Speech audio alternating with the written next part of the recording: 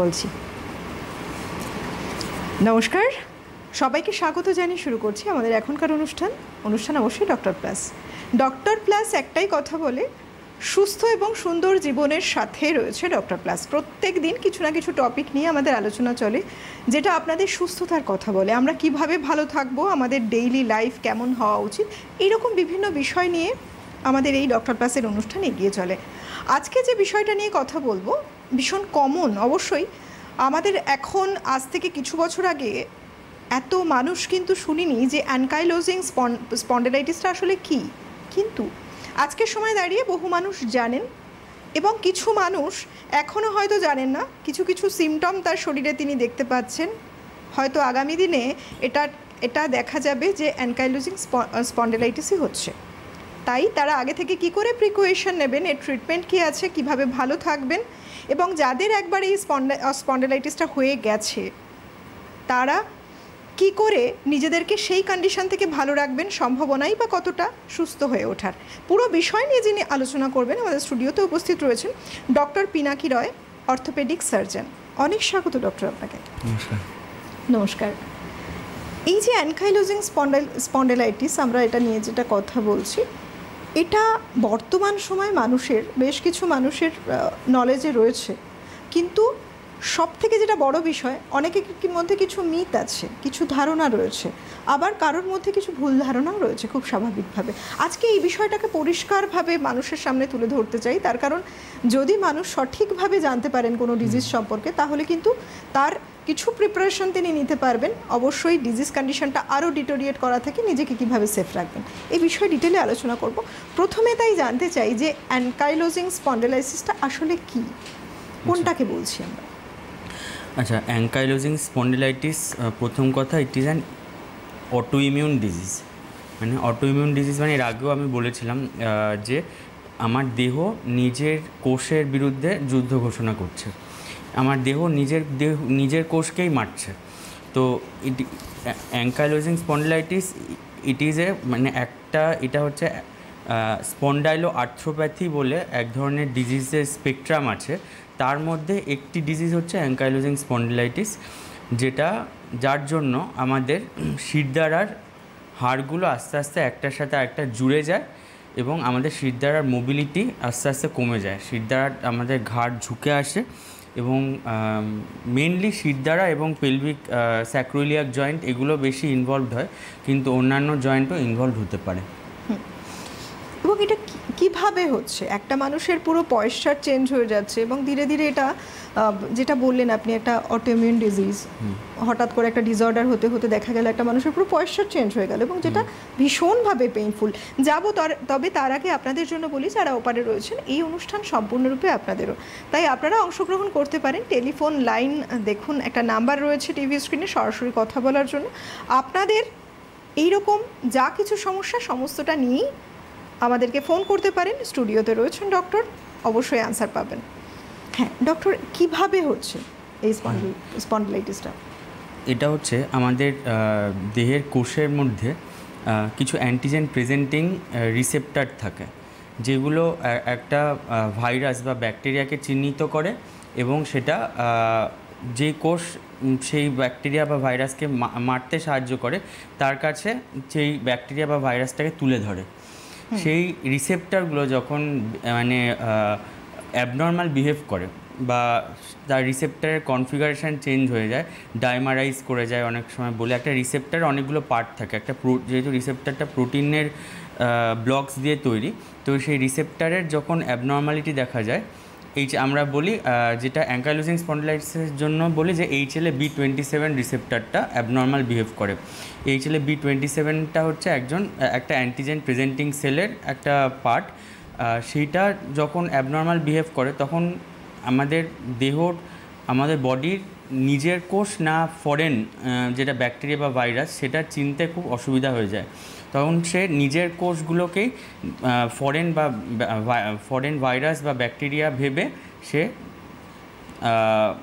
Cytokines তৈরি করে বা ইনফ্লামেশন সৃষ্টি করে, যার জন্য আমাদের নিজের কোষ বা নিজের টিস্যুগুলো আস্তে আস্তে নষ্ট হয়ে যায়। মেনলি এটা কার্টিলেজ বা লিগামেন্টসের ওপরে বেশি এফেক্ট হয় এবং তার জন্য কি হয়, প্রথমে হয় যে ইনফ্ল্যামেশন, যে কার্টিলেজ বা লিগামেন্টের ইনফ্ল্যামেশন হয় এবং পরের দিকে দেখা যায় যে সেই লিগামেন্টে বোন ডিপোজিশন হয়ে যাচ্ছে, মানে ক্যালসিয়াম ডিপোজিট হয়, সেগুলো আস্তে আস্তে হাড়ে পরিণত হচ্ছে। যার জন্য আমাদের প্রথমে যেটা দেখা যায় যে প্রথমে শিরদাঁড়ায় প্রচণ্ড ব্যথা, ঘাড়ে ব্যথা বা কোমরে ব্যথা, প্রচণ্ড ব্যথা এবং ব্যথা এবং সেই ব্যথাটা কীরকম ব্যথা, ইনফ্ল্যামেটরি ব্যথা, মানে আমাদের যখন পেশেন্ট বসে থাকবে বা স্থির হয়ে কিছুক্ষণ থাকবে তখন তার ব্যথা হবে, যখন সে হাঁটাচলা করবে তখন ব্যথা আস্তে আস্তে কমে যাবে। এবং সেই ব্যথাটা যদি তার কোনো রকম ট্রিটমেন্ট না করা হয় 8 বছর 10 বছর পরে সেই ব্যথাটা আস্তে আস্তে কমে যাবে, কিন্তু সেইখানে নতুন হাড় গজিয়ে গিয়ে আমাদের যে স্পাইনের যে নর্মাল মোবিলিটিটা সেইটাও থাকবে না এবং পেশেন্ট আস্তে আস্তে ঝুঁকে পড়বে। একটা আমরা কুজো হয়েছে চলি, একটা বুড়ি মাছ বা একজন যেরকম কুজো হয়ে চলে সেই কুজো পশ্চারটা সে নেবে এবং তার আরও তার সাথে সাথে আরও এক্সট্রা আর্টিকুলার মানে সিমটমস আছে, সেগুলো আমি পরে যাচ্ছি। কিন্তু সেখানে আস্তে আস্তে এটা হচ্ছে, কারণ হচ্ছে যে হাড় নতুন করে হাড় গজানো হচ্ছে। তার জন্য আমাদের যে স্পাইনটা, যেটা ছোট ছোট একটা ভার্টিব্রা দিয়ে তৈরি এবং তার মোবিলিটিটা মেনটেন করে, সেই ভার্টিব্রাটা সেই স্পাইনটা একটা সোজা একটা শক্ত লাঠির মতো হয়ে যাচ্ছে, যেটার কোনো মোবিলিটি আর থাকছে না। ভীষণ পেইনফুল একটা সিচুয়েশন। রয়েছেন কোনো বন্ধু? নমস্কার, কে আছেন? সরকার বলছি। কোথা থেকে বলছেন আপনি? জলপাইগুড়ি থেকে স্বাস্থ্যসাথী সরকার। বলুন। একটু স্যারের সাথে কথা বলতে। হ্যাঁ বলুন, শুনছেন। বললাম আমার 2017 সালে মার্চ মাসে অ্যাঙ্কাইলোজিং স্পন্ডিলাইটিস ধরা পড়েছে, এক্সপোজ হয়েছে। তারপরে আমি হোমিওপ্যাথি করেছিলাম, আয়ুর্বেদিক করেছিলাম, তারপর লাস্টে চেন্নাইয়ের মিয়োতে 12টা ইঞ্জেকশনও নিয়েছি অ্যাডালিমুমব। হ্যাঁ, আচ্ছা। এখন মানে ঘাটটা আমার ফিক্সড হয়ে গেছে আর হাঁটা যাওয়াটা খুব সমস্যা। হ্যাঁ, হাঁটা যাওয়াটা ঠিক মতো পারি না। হ্যাঁ, আর চলাফেরাটা একটু সমস্যা হচ্ছে। আচ্ছা, এখন এর থেকে তো আর মানে এটা যেহেতু ইনকিউরেবল ডিজিজ, একদম এর থেকে কিছু উপায় আছে? আমি তো অনেক কিছু ট্রিটমেন্ট হয়ে গেল আমার। আচ্ছা, এখন আপনি আমাকে তো উপদেশ দেন নাকি কিছু ভালো, আমি একটু শুনি উপদেশটা। হ্যাঁ নিশ্চয়ই। অ্যাডালিমুম্যাব এবং ইনফ্লিক্সিম্যাব এই ধরনের ওষুধগুলো এখন দরকার হলে আরও কন্টিনিউ করতে হতে পারে, কারণ এগুলো TNF অ্যালফা রিসেপ্টর ব্লকার। তো এইগুলোকে একজন ডাক্তারের পরামর্শ নিয়ে যে এগুলো আর কত ডোজে খেতে হবে এবং আর মানে IV ইঞ্জেকশন হিসাবে নিতে হবে, সেইটা আপনাকে ভেবে চলতে হবে। এবং যেহেতু অলরেডি প্রথম থেকে আপনি ডাক্তার দেখাননি, তার জন্য এখন আস্তে আস্তে হাড়গুলো জুড়ে গেছে এবং আপনার পশ্চারটা একদম অ্যাবনর্মাল হয়ে গেছে, মানে ঘাড়ের বেন্ড হয়ে গেছে। আপনি কাইফোসিস যেটাকে বলে, কাইফোসিসটা এখন অলরেডি পার্মানেন্ট হয়ে গেছে। তো এই ক্ষেত্রে আপনাকে যেটা মেন বলার যে পশ্চার মেনটেন করা, কোনো রকমভাবে যাতে হঠাৎ করে পড়ে গিয়ে যাতে কোনো আঘাত না লাগা। কারণ কি হয়, এমনিতে অ্যাঙ্কাইলোজিং স্পন্ডিলাইসিসের তো যেহেতু স্পাইনের কোনো ফ্লেক্সিবিলিটিটা থাকে না, তাই ছোটোখাটো পড়ে গেলেই কিন্তু স্পাইনের ফ্র্যাকচার হতে পারে। এবং অ্যাঙ্কাইলোজিং স্পন্ডিলাইসিসের জন্য একটা আলাদা করে অস্টিওপোরোসিস হয়, তো সেটার জন্য কিন্তু আমাদের হাড় খুবই বেশি করে ভঙ্গুর হয়ে যায়। তো আমাদের যে স্পাইন যে অলরেডি ফিক্স হয়ে গেছে, সেটার এখন মোবিলিটি আর ফেরত আনা সম্ভব না। কিন্তু যাতে ডিজিজটা আর প্রোগ্রেস না করে, তার জন্য আমাদের যে বায়োলজিক্যালসগুলো আপনি নিচ্ছিলেন IV ইঞ্জেকশন হিসাবে, অ্যাডালিমুম্যাব এবং ওই জাতীয় ইঞ্জেকশন, সেইগুলোকে আরও কন্টিনিউ করতে হতে পারে। আর এছাড়াও আপনার যদি আদার এক্সট্রা আর্টিকুলার মানে কোনো সিমটম থাকে, যেরকম চোখে ইউভিআইটিস বা ওই ধরনের কিছু থাকে, তাহলে কিন্তু সেটার জন্য চোখের ডাক্তার বা পেটের সমস্যা থাকলে পেটের ডাক্তার এগুলো দেখাতে হবে এবং পশ্চার মেনটেন করতে হবে। এবং hydro range of motion exercises, মানে যেই জয়েন্টগুলো আপাতত এখন অনেকটাই ফাংশনাল আছে, সেই জয়েন্টের মোবিলিটিগুলো যাতে প্রিজার্ভ করা যায় এবং আপনি যাতে নর্মাল অ্যাক্টিভিটি লিড করতে পারেন, তার জন্য আপনাকে সেই জয়েন্টগুলো রেঞ্জ অফ মোশন এক্সারসাইজ মানে ফিজিওথেরাপি হিসাবে করে যেতে হবে। এবং তার সাথে যদি ব্যথা এবং জন্য অ্যানালজেসিক্স, এনসেড সেগুলো তো রয়েছে, তো সেইগুলো এইভাবে চলতে হবে।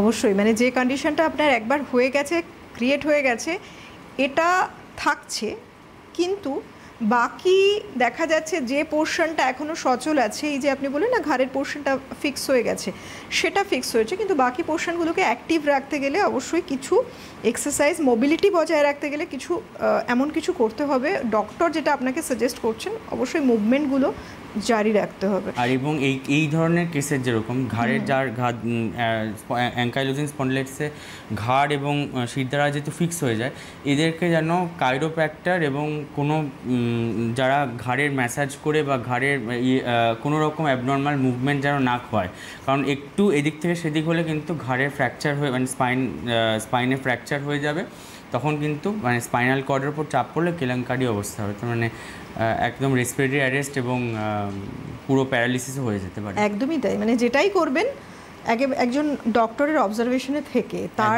তার পরামর্শ মেনে, তার বাইরে কিছু নয়। এ কারণেই বলা হয় এই অনুষ্ঠানগুলির মধ্যে দিয়ে যে যখনই মনে করছেন আপনি কিছু প্রবলেম ফিল করছেন, কিছু প্রবলেম দেখতে পাচ্ছেন, তখন আর দেরি করা নয়, একজন ফিজিশিয়ানের পরামর্শ নিন, যিনি যে বিষয়টায় বিশেষজ্ঞ তার পরামর্শ নিন, কারণ তার নলেজ অনেক বেশি থাকে। সেই কারণেই কিন্তু অবশ্যই যদি সঠিক সময় একটা সাজেশন আপনি পেয়ে যান, সেই মত মেনে চলতে পারেন, সুস্থ থাকবেন এবং অনেক ডিজিজ কন্ডিশনকে আটকাতে পারবেন সঠিক সময়, এবং কিওরও পসিবল অনেক সময় দেখা যায়, হয়ে যায় কিছু কিছু ডিজিজের ক্ষেত্রে। এবার ডক্টর, এই যে আপনি এক্ষুনি বলছিলেন যে জায়গাটা ফিক্স হয়ে গেছে সেটা আর ফেরানো সম্ভব নয়, কিন্তু কিছু কিছু সতর্কতা নিতে হবে যাতে কন্ডিশনটা আরও ডিটোরিয়েট না করে। এবার একটি মানুষের মধ্যে দেখা যাচ্ছে যে একটা এই টেন্ডেন্সিটা রয়েছে, ধীরে ধীরে এই পজিশনটা আসছে, সে আস্তে আস্তে মুভমেন্টগুলো হারিয়ে ফেলছে। বেসিক্যালি ট্রিটমেন্ট কী থাকে, কী দিয়ে থাকে? আচ্ছা, ট্রিটমেন্টের তো অনেকগুলো পার্ট আছে। আমরা আগে দেখি যে তার ডায়াগনোসিসটা আগে আমাদের কাছে ইম্পর্ট্যান্ট, যে আদৌ এটা অ্যাঙ্কাইলোজিং স্পন্ডিলাইসিস নাকি অন্য কিছু। তো HLA-B27 পজিটিভ মানেই যে অ্যাঙ্কাইলোজিং স্পন্ডিলাইসিস এটা কিন্তু না। আচ্ছা, HLA-B27 পজিটিভ যদি থাকে, তার ধরুন 100% পেশেন্টের যদি HLA-B27 পজিটিভ থাকে, তার মধ্যে শুধু মাত্র 5 to 7%-এরই কিন্তু অ্যাকচুয়ালি অ্যাঙ্কাইলোজিং স্পন্ডিলাইসিস আছে। বাকিদের কিন্তু এমনি HLA-B27 পজিটিভ আছে, কিন্তু রিভার্সটা কিন্তু মানে ট্রু না। মানে যাদেরই এই অ্যাঙ্কাইলোজিং স্পন্ডিলাইসিস আছে তাদেরই 98 to 99% বা 90% লোকের তাদের HLA-B27 পজিটিভ থাকবে। আচ্ছা, তো HLA-B27 পজিটিভ পাচ্ছি মানেই যে তার অ্যাঙ্কাইলোজিং স্পন্ডিলাইসিস তা না। কিন্তু প্রথমে একজন পেশেন্ট আসলে তাকে ক্লিনিক্যালি দেখে যদি তাকে সাসপেক্ট করি যে তার একটা এনথেসাইটিস হচ্ছে, মানে লেস দ্যান 45 ইয়ার্সে সে প্রেজেন্ট করেছে, তার ঘাড়ে পেন হচ্ছে এবং তার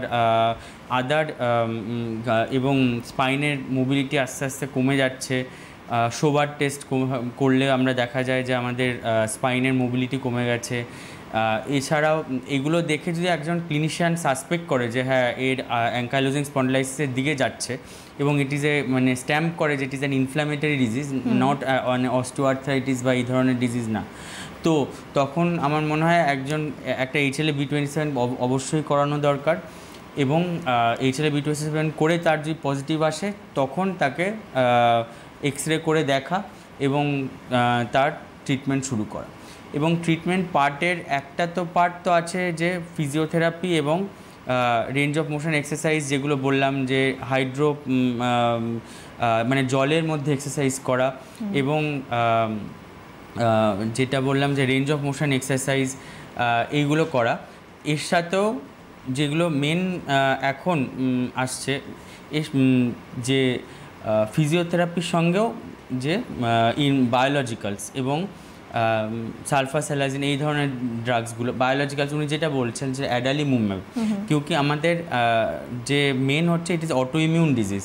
তো অটো ইমিউন ডিজিজ মানে অ্যান্টিজেন অ্যান্টিবডি তৈরি হচ্ছে আমাদের বডির মধ্যে, যেইগুলোকে আমাদের নিউট্রালাইজ করার জন্য একজন হিউম্যানাইজড মনোক্লোনাল অ্যান্টিবডি, যেগুলো বলছে অ্যাডালিমুম্যাব, তো এই জাতীয় ইনফ্লিক্সিম্যাব, ইটানারসেপ্ট, এই ধরনের অনেকগুলো ড্রাগ অ্যাভেলেবেল আছে, যেগুলো ইনজেকশনের দ্বারা নিলে আমাদের কিছুটা হলো টিএনএফ অ্যালফা যে কেমিক্যালটা যেটা আমাদের বডিতে ইনফ্লামেশন তৈরি করে, সেটা কিছুটা হলেও নিউট্রালাইজ হয়ে যায়। মানে দুটোই একসাথে কন্টিনিউ হবে উইথ মেডিকেশন এবং তার সাথে ফিজিওথেরাপি এবং যা কিছু ডক্টর সাজেস্ট করবে। আরেকজন রয়েছেন ডক্টর, ফোনটা নিয়ে নিচ্ছি একটু।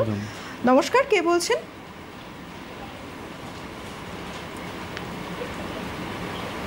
নমস্কার, কে আছেন?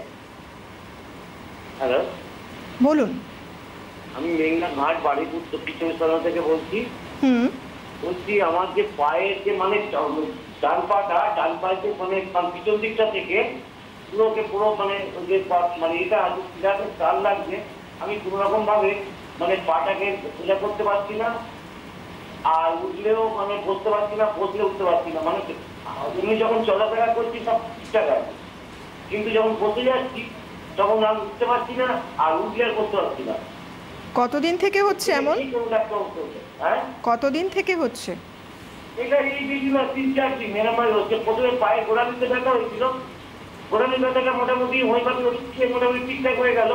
তারপরেই আপনার এই মানে পিছন দিকটা টান লাগছে, এত টান লাগছে আমি হাঁটতেই পারছি না। বয়স কত আপনার? বয়স মোটামুটি ধরুন 42 বছর। কি বলবেন ডক্টর? আচ্ছা, এটা আমার দেখে শুনে যেটা মনে হচ্ছে যে ওনার লাম্বার স্পন্ডিলাইসিস আছে, তার সাথে পিআইভিডি থাকতে পারে, এবং ওনার যে স্ট্রেচ যে একটা রেডিয়েটিং পেন হচ্ছে কোমর থেকে পায়ের দিয়ে, এবং সায়াটিক একটা পেন হচ্ছে। তো সেটার জন্য আমি বলবো যে একটা এক্সরে করা, এবং আপাতত কিছু মেডিকেশানস, অ্যানালজেসিক্স এবং এনসেড এবং এগুলো খেতে হবে একজন ডাক্তারের পরামর্শ নিয়ে, যাতে তখনকার মতো যে নার্ভের ওপর যে চাপটা পড়ছে সেইটা কিছুটা হলেও, যাতে ইনফ্লামেশনটা নার্ভের চারপাশে সেটা একটু হলেও কমে, এবং দরকার হলে এইগুলো একটা কোমরে একটা এলএস বেল্ট পরা, উষ্ণ গরম শেক দেওয়া, আপাতত এগুলো করলে আমি মনে হয় উনি বেটার থাকবেন। এবং আমি জানি না উনি কী প্রফেশনে আছে, সামনের দিকে ঝুঁকে আর কোনো কাজ করা যাবে না, ভারী জিনিস তোলা যাবে না, এই সাবধানতাগুলো ওনাকে অবলম্বন করে চলতে হবে অবশ্যই। এবং ডক্টর আপনাকে সাজেস্ট করলেন সেগুলো মেনে চলুন। তাছাড়াও যদি আপনি চান একটা কনসালটেশন নিতে, হেল্পলাইন নাম্বারে ফোন করুন। ডক্টর কোথায় কবে চেম্বার করছেন আপনাকে বলে দেওয়া হবে, সেই হিসেবে আপনি কিন্তু কনসালটেশন নিতে পারেন। এবং এই সব প্রবলেম কেন বলবো, যে কোনো প্রবলেমের ক্ষেত্রেই কনসালটেশনটা ভীষণ জরুরি। বেশ কিছু হিস্ট্রি নেওয়ার দরকার হয় ওই সময়ও। ডক্টর এখন আপনাকে বলেই দিলেন সাজেশন কিছু, এগুলো মেনটেন করুন, ভালো থাকবেন আপনি। হ্যাঁ ডক্টর, ট্রিটমেন্ট তো এখন অনেক বেশি উন্নত। এই যে অ্যানকাইলোজিং স্পন্ডিলোসিসের ক্ষেত্রে যেটা আপনি বলছিলেন একটু আগে, যে যেমন মেডিকেশন রয়েছে তেমন রয়েছে এক্সারসাইজ, এভাবে অনেকটা মানুষ মানে ম্যানেজমেন্ট পসিবল, অনেকটাই ভালো রাখা যায় মানুষকে। সাধারণত কোন বয়সের মানুষ বেশি অ্যাফেক্টেড হচ্ছেন? আচ্ছা, হ্যাঁ, অ্যানকাইলোজিং স্পন্ডিলাইসিস জেনারেলি ইয়াং এজেই ধরা পড়ে, কিন্তু মোটামুটি লেস দ্যান 45 ইয়ার্সে এরা প্রেজেন্ট করে যায়। আচ্ছা আচ্ছা, আর এটা it is very much genetic, মানে জিনের একটা বিশাল রোল আছে। ফার্স্ট ডিগ্রি রিলেটিভসদের মধ্যে প্রচুর মানে এদের দেখা গেছে যে ফার্স্ট ডিগ্রি রিলেটিভ যারা অ্যানকাইলোজিং স্পন্ডিলাইসিস হয়েছে, তার ফার্স্ট ডিগ্রি রিলেটিভ যদি হয়, তার মধ্যে অলমোস্ট 80 to 90% বা তারও বেশি হয়তো চান্স যে তারও অ্যানকাইলোজিং স্পন্ডিলাইসিস হতে পারে। এবং অ্যানকাইলোজিং স্পন্ডিলাইসিস প্রথমে এর সাথে সাথে শুধু যে অ্যানকাইলোজিং স্পন্ডিলাইসিস ঘাড়ে ব্যথা, কোমরে ব্যথা নিয়েই প্রেজেন্ট করবে তা কিন্তু না। অ্যানকাইলোজিং স্পন্ডিলাইসিসের কিছু এক্সট্রা আর্টিকুলার ম্যানিফেস্টেশনস আছে, মানে এটা শুধু হাড়ের সমস্যাই না, এটা যে কোনো এর সঙ্গে ইউভিআইটিস মানে চোখে একটা ইনফ্ল্যামেশন হওয়া, আমাদের আইরিস মানে চোখের যে পর্দাটা আছে তার চারপাশে একটা ইনফ্ল্যামেশন হয়ে চোখে কম দেখা, তো সেটাও আছে, সেইটা হিসাবে প্রেজেন্ট করতে পারে। It can present also as inflammatory bowel disease, মানে যেটা আমাদের পেটের সমস্যা মানে হজমের সমস্যা এবং হয়তো রক্ত পায়খানাও হতে পারে। তো ইনফ্ল্যামেটরি বাউল ডিজিজ হিসাবে প্রেজেন্ট করতে পারে এবং অ্যাসোসিয়েটেড সোরিয়াসিস হিসাবেও প্রেজেন্ট করতে পারে, যেটা আমাদের চামড়ায় হয়, যে চামড়ায় সাদা সাদা হয়ে যাচ্ছে এবং আস্তে আস্তে চুলকালে চোখ সিলভার মানে চোকলার মতো উঠে আসছে। তো সেইটাও কিন্তু সোরিয়াসিস, ইনফ্ল্যামেটরি বাউল ডিজিজ এবং ইউভিআইটিস, এগুলো কিন্তু অ্যাঙ্কাইলোজিং স্পন্ডিলাইসিসের এক্সট্রা আর্টিকুলার ম্যানিফেস্টেশন, মানে তারা এইগুলো হিসাবেও কিন্তু আগে প্রেজেন্ট করতে পারে। তো কোমরে ব্যথা, ঘাড়ে ব্যথা, এগুলো কিন্তু পরের দিকে মানে লেট প্রেজেন্টেশন হিসাবেও থাকতে পারে। তো প্রথমে একজন ডাক্তারকে সেরকমই সতর্ক থাকতে হবে যাতে এই ইউভিআইটিস নিয়ে যদি কেউ আসে, তাকেও এই জেনারেলি চোখের ডাক্তাররা যারা ইউভিআইটিস নিয়ে আসে তারা কিন্তু HLA-B27 কিন্তু টেস্ট করে, যাতে রুল আউট করতে পারে যে whether it is due to ankylosing spondylitis or not. মানে নানা রকম সমস্যা হতেই পারে, সচেতন আপনাদের থাকতেই হবে। রয়েছেন কোনো বন্ধুও পারে। নমস্কার, কে বলছেন? হ্যাঁ, দেবাশিস পাওয়ানি বলছি। কোথা থেকে বলছেন আপনি? নেপালগঞ্জ থেকে বলছি। বলুন। বলছি স্যার, আমি স্পন্ডিলাইটিসের পেশেন্ট। 2 বছর মেডিসিন খাচ্ছি। ফার্স্ট 3 বছর আগে আমাকে ধরা পড়েছিল। আমার বয়স 26। তো মেডিসিন খাচ্ছি, কমছে না। বয়স 26? হ্যাঁ, মাত্র 26? আপনার কি অ্যাঙ্কাইলোজিং স্পন্ডিলাইসিস আছে নাকি শুধু স্পন্ডিলাইসিস আছে? স্পন্ডিলাইসিস আছে, অ্যাঙ্কাইলোজিং স্পন্ডিলাইসিস না তো? পিঠে পেন হয়, ব্যাক পেন হয়, আচ্ছা আচ্ছা। কিন্তু আপনার কি HLA-B27 এগুলো করা হয়েছে বা এগুলো করে কিছু পজিটিভ?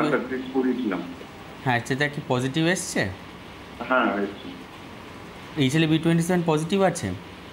হ্যাঁ। আচ্ছা, তো আমি বলবো যে তখন কি আপনি ওষুধ খেয়েছিলেন কিছু, বা কোনো ডাক্তার অর্থোপেডিককে দেখিয়েছেন?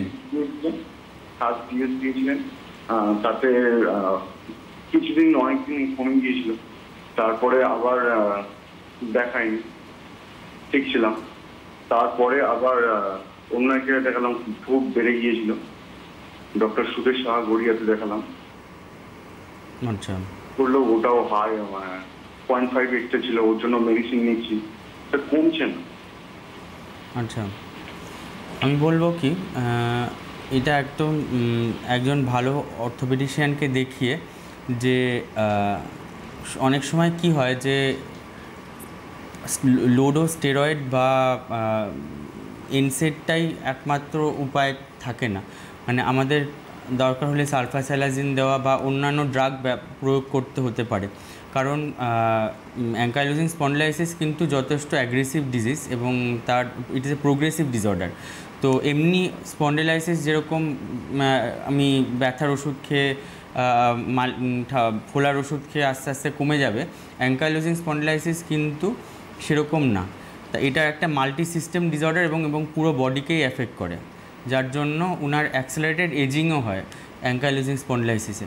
তো আমি বলবো যে আপনি একজন ডাক্তারকে ইমিডিয়েটলি দেখান, অর্থোপেডিশিয়ানকে, এবং দেখিয়ে যদি তার যে মেডিকেশানসগুলো খাচ্ছেন সেটা দরকার হলে চেঞ্জ করতে হতে পারে এবং আরও কিছু টেস্ট করতে হতে পারে, কারণ সেই মেডিকেশানসগুলো আমি যেটা পরবর্তী বলছিলাম যে এই যে উনি বলছে যে অ্যাডালিমুম্যাবে উনি অ্যাডালিমুম্যাব নিয়েছে বা ইনফ্লিক্সিম্যাব এই ইঞ্জেকশানগুলো নিয়েছে, এই ইঞ্জেকশানগুলো দে আর ভেরি পোটেন্ট ইমিউনোসাপ্রেসেন্টস এবং দরকার হলে উনিও যে ফোন করলেও ওনাকেও হয়তো সেই ইঞ্জেকশান নিতে হতে পারে।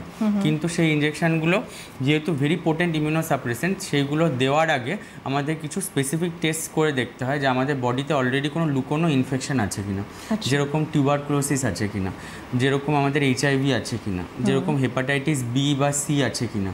তো এইগুলোকে রুল আউট না করে, তো এগুলোকে রুল আউট করার প্রত্যেকটা আলাদা আলাদা টেস্ট আছে, যেরকম টিউবারকুলোসিসের জন্য ইগ্রা আছে, যেরকম হেপাটাইটিস B C আমরা ব্লাড টেস্ট করলে বোঝা যায়, HIVটাও আমরা ব্লাড টেস্ট করলে বোঝা যায়। তো এইগুলো টেস্ট রিপোর্ট আগে যখন আমরা করে নিতে হবে, করে দেখতে হবে যে আমাদের লেটেন্ট কোনো ইনফেকশন আমাদের বডিতে আছে কিনা।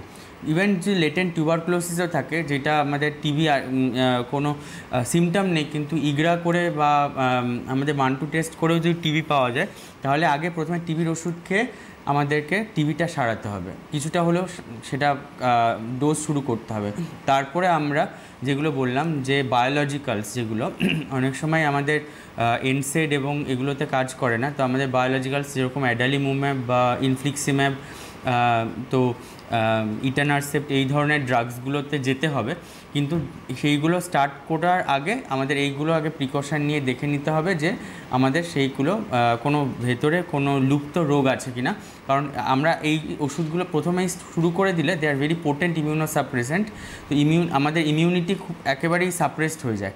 তখন আমরা কি হয়, মানে আমরা যে কোনো রোগ মানে খুব সাসেপ্টেবল হয়ে পড়ি। তো সেইটা আগে দেখে একজন ডাক্তারের পরামর্শ নিয়ে দরকার হলে আমাদের এগুলো শুরু করা দরকার।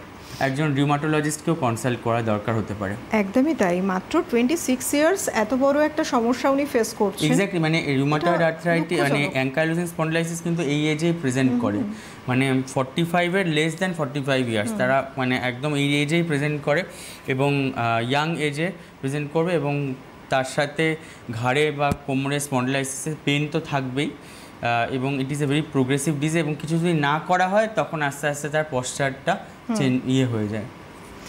একদমই তাই, এই জন্য বলা হয় যে দেখুন, সবসময় বলে থাকি আমাদের অনুষ্ঠানগুলোর মধ্যে দিয়ে কোনো বিশেষজ্ঞ চিকিৎসককে দেখাতে হবে, তার পরামর্শ নিতে হবে। অর্থোপেডিক সার্জন ডক্টর পিনাকি রয় যেখানে চেম্বার করে, অবশ্যই সেই অ্যাড্রেস আপনি পেয়ে যাবেন। হেল্পলাইন নাম্বার রয়েছে টিভি স্ক্রিনে, ফোন করুন, ফোন করে জেনে নিন কবে কোথায় চেম্বার করছে, কারণ সঠিক একটা গাইডলাইনের কিন্তু ভীষণ প্রয়োজন। তাহলেই একটা মানুষ সেরে উঠতে পারেন, কিংবা অনেকটাই তার প্রবলেম যেটা রয়েছে সেটা ম্যানেজমেন্ট পসিবল। একটা সঠিক পরামর্শ ভীষণ প্রয়োজন হয় এসব ক্ষেত্রে। তো ডক্টর, এবার আসে যে এই যে অ্যাসোসিয়েটেড কী কী ডিজিজ রয়েছে, অ্যানকাইলোজিং স্পন্ডাইলোসিস একটা বোঝা গেল যে এমন একটা সিচুয়েশন ক্রিয়েট করতে পারে, মানুষের লাইফটাকেই পুরো চেঞ্জ করে দিতে পারে। তো এর সাথে অ্যাসোসিয়েটেড কী কী সাধারণত ডিজিজ দেখা যায়? অ্যাঙ্কাইলোজিং স্পন্ডিলাইসিসের যেহেতু আমাদের অ্যাবনর্মাল একটা ইমিউন রেসপন্স হচ্ছে, তার জন্য আমাদের বডিতে TNF অ্যালফা পরিমাণ অনেক বেড়ে যায়, এবং তার সিআরপি বলে আমাদের একটা আছে টনিক, তো সিআরপিটাও আস্তে আস্তে আমাদের বেড়ে যেতে পারে। তো it is a pan inflammatory state, মানে আমাদের বডিতে সব জায়গাতেই একটা immune response, abnormal immune response এবং ইনফ্ল্যামেশন মানে ফুলে যাওয়া, এই স্টেটটা হচ্ছে সেটা। এবং কোথায় কোথায় মেনলি বেশি অ্যাফেক্টেড হয় চোখে আমাদের ইউভিআইটিস হয়, যার জন্য আমাদের চোখে দেখতে অসুবিধা হয় এবং পরের দিকে গিয়ে ব্লাইন্ডনেসও হতে পারে যদি না হয় ঠিকমতো, তার ইনিশিয়াল স্টেজের চিকিৎসা না করা হয়। মানে কারণ আমাদের যে চোখের পর্দাটা থাকে, যেটা আমরা আইরিস হিসাবে বলি, সেটা বারবার ইনফ্লেমড হতে পরের দিকে আমাদের চোখের লেন্সের সাথে আটকে যায়, যার জন্য আমাদের চোখে দেখতে অসুবিধা হয় এবং চোখের পর্দার শেপ চেঞ্জ হয়ে যায়। এটা তো একটা আছে, তার সাথে ইউভিআইটিস একটা হলো, তার জন্য আমাদের অনেক সময় স্টেরয়েডের চোখে ড্রপস দিতে হতে পারে চোখের যাদের ইউভিআইটিস হচ্ছে, এবং একজন অপথলমোলজিস্টকে সেটা নিয়ে কনসাল্ট করে দেখালে আমার মনে হয় সবথেকে ভালো হয়, উনি যেহেতু চোখের ব্যাপারটা আরও বেশি ডিটেলে বলতে পারবে। এবং তার সাথে একটা IBS, একটা ইনফ্ল্যামেটরি বাউয়েল ডিজিজ, IBD যেটাকে বলি, ইনফ্ল্যামেটরি বাউয়েল ডিজিজ। এবং এই ক্ষেত্রেও বলবো ডক্টর, মানে এই যে যা কিছু রয়েছে এটাও কিন্তু একজন সাজেস্ট করতে পারেন যিনি একজন বিশেষজ্ঞ, অভিজ্ঞ ডক্টর। তাই বলি আপনাদেরকে আজকের মতো সময়টা হাতে নেই, কিন্তু আপনারা সবাই সুস্থ থাকুন, ভালো থাকুন। আপনাদের জন্য এই অনুষ্ঠান আবার নিশ্চয়ই দেখা হবে। আজকের মতো এই পর্যন্তই, খুব ভালো থাকুন। ডক্টর, আপনাকে অনেক ধন্যবাদ জানাবো। ধন্যবাদ আপনাদের সবাইকে, নমস্কার।